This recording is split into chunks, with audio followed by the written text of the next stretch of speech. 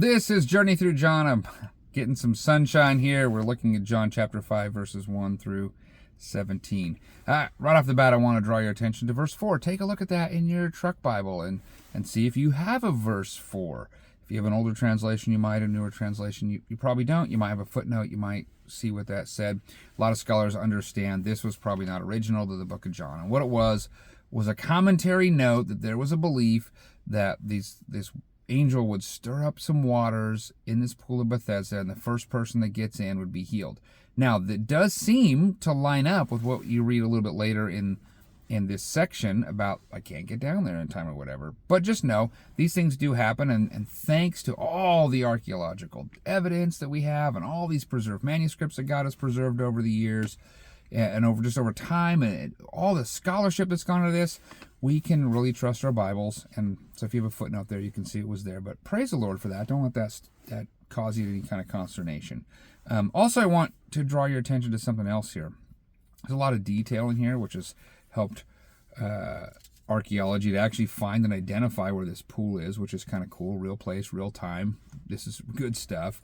But notice that when we get to the point where the Pharisees get really mad at Jesus, they totally miss the fact that a man was healed. They miss the miracle of God, and they're super hung up on the fact that Jesus isn't obeying the Sabbath as they understand it, even though he's the one that gives the Sabbath. He's the Word become flesh. And then finally notice that this is what we saw in John chapter 1, that Jesus came to his own and his own rejected him. We're seeing that in these sections now, chapter 5 and on, and Jesus is getting rejected. I mean, even the guy that gets healed, for whatever reason, goes back to the Pharisees, and everybody's just rejecting Jesus, and they get all caught up with Sabbath breaking and all sorts of things. Let's go ahead and read it, and then we'll reflect on it a little bit.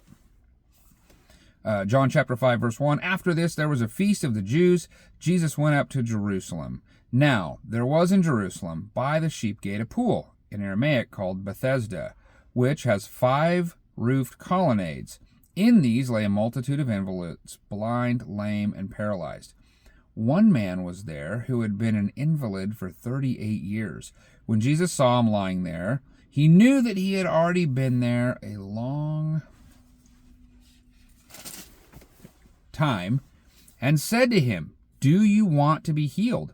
The sick man answered him, Sir, I have no one to put me in the pool when the water is stirred up, and while I'm going down, another steps before me. And Jesus said to him, Get up, take your bed, and walk. And at once the man was healed, and he took up his bed and he walked. Now that day was the Sabbath. So the Jews said to the man who had been healed, It is the Sabbath, and it is not lawful for you to take up your bed. But he answered them, The man who healed me, that man said to me, Take up your bed and walk. They asked him, Who is the man who said to you, Take up your bed and walk? Not even who is the man who healed you. Now, the man who had been healed did not know who it was, for Jesus had withdrawn, and there was a crowd in that place.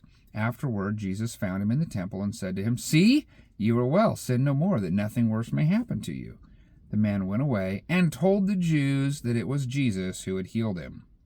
And this was why the Jews were persecuting Jesus, because he was doing these things on the Sabbath. But Jesus answered them, My Father is working until now, and I am working. You see that Jesus and the Father are equal. You see that Jesus really is deity. That's John's point, right? You see that the Pharisees are frustrated with this whole Sabbath thing, and they're missing the whole point, and they missed that this man was healed. So here's some reflection.